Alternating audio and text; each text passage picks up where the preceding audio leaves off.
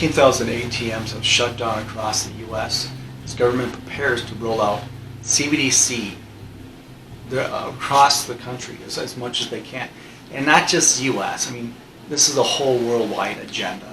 But anyways, thousands of ATM cash machines, local bank branches have closed it down, period. That's it. There's no more. It's not coming back. They're not rebuilding them.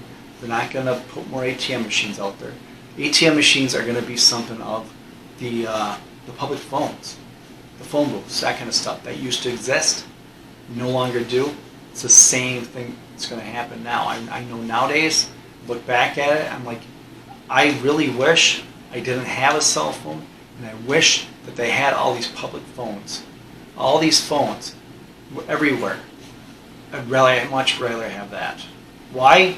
Well, it's not just a track and trace, it's everything. That's why.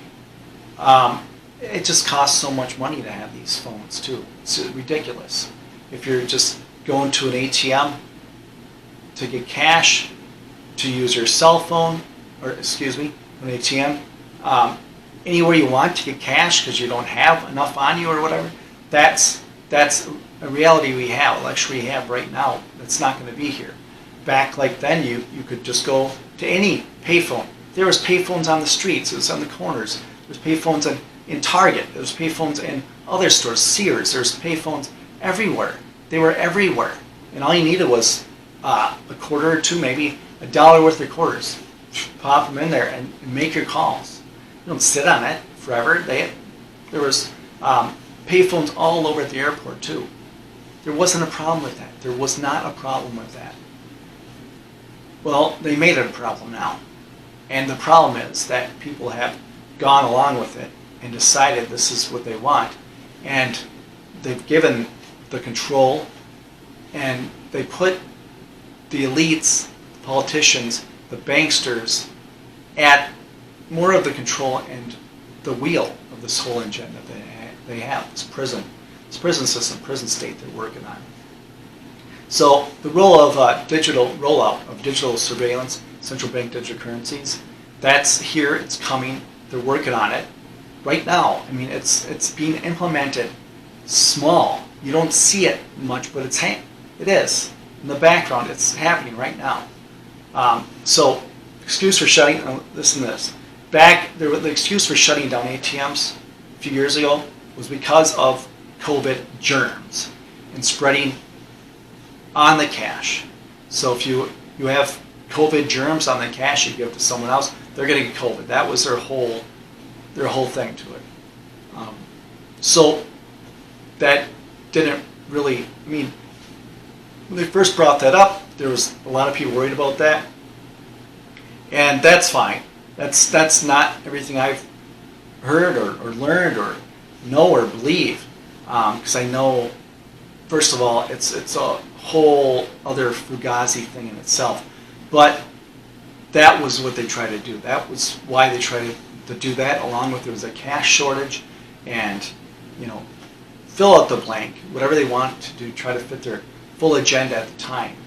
And that's still what's happening. They're still doing that.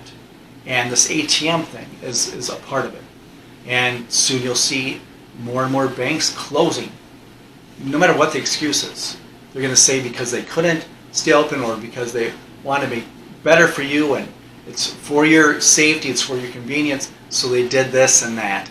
Now you can just do it all online, whatever they're going to say. So now, the UK, over 8,000 ATMs were shut down, so that's amounting to 13% of all the cash machines in the UK. 13%. And the US, where 19,000, like I said, were shut down. So that's making cash become more and more scarce. I remember, I think I talked about this before, but I used to get $2 bills. When I'd get those, I'd get like maybe $40, $60 worth of $2 bills and I'd give them away for kids' birthday gifts, give them a handful of them. And because they were cool, or I would just keep some in my wallet because, if I'm paying for someone to help me in the yard or whatever, it was just cool because they're not used that much, even though they were still printed, they're still legal tender. A lot of kids, younger generations, didn't see, so I used to do that. Well, a little while back, I called the bank in one state, and I called a credit union in one state. I called another bank, another credit union in another state, and I called a third place in that same state. So I called 5 people total and talked to them all. And I said, "Do you have any $2 bills?" And they're all like, well, not all of them, but 4 of them were like, "No, we don't have any $2 bills." And I said, "Well, can I, say I'd like to come pick some up? I'm looking for maybe I want to get like $40 bills, $42 bills, $80 worth. Can I do that?" Because they used to do that, and they would order them in, and then in a few days I would go in there and get that. They said, "No, we can't do that." And I was real confused, so I talked to them and I asked them, and they said, "Well, because the Treasury really doesn't do that anymore. They quit sort of doing that, so they really don't make and print $2 bills anymore, more than what there really is or what they have to, that kind of stuff." So I was like, "Oh, wow, well." And then the one bank out of the 5 said, "Well, actually, there's this other branch that we have, this other location we have, and it was probably an hour and a half away from me. They have 4 $2 bills there. You can go there and get them." And I was like, "Well, yeah, that's not happening." But anyways, that there wasn't the norm, that you couldn't do that. It was the norm that you could do that, because I used to do it all the time. Now you can't. So that's just another step. They're getting away from this cash thing. These banks, they're ending all this stuff, these ATMs. So this technology, the CBDCs, combined with other systems, will turn your home, your car, your community, and your life, maybe even yourself, depending on what kind of injection you've taken, into a digital concentration camp. That's going to happen. That is what they're striving for. That's what they're doing. And there's nothing and no one that can stop them at all, except for the majority of the people to wise up to this and stop going along with them. To stop going along with this. To take it out of their hands. That's what they have to do.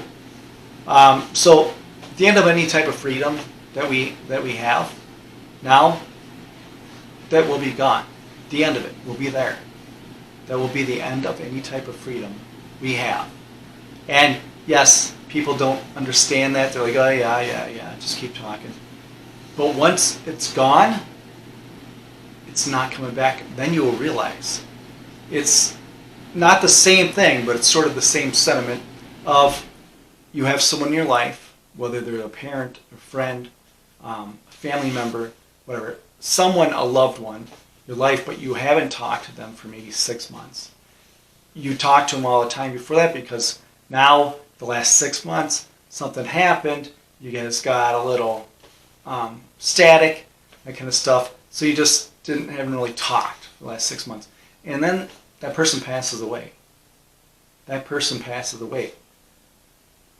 Now, what's your thought going to be on that? What are you going to feel for that? You're going to be like,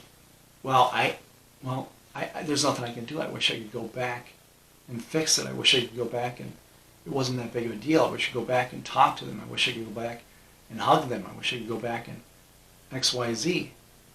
But once it's done, it's done. It's over. It's over. Same sort of sentiment on this. Once it's not there anymore, there's no going back. And there'll be parts about it that you don't think you would ever miss until it's gone. So I just want people to be aware of this. To stop paying too much and so much attention to what they want you to do. Well, it's propaganda, Hollywood, sports ball, entertainment, and take control of yourself and your life. Anyways, if you like this, like, share, subscribe. Thanks for watching.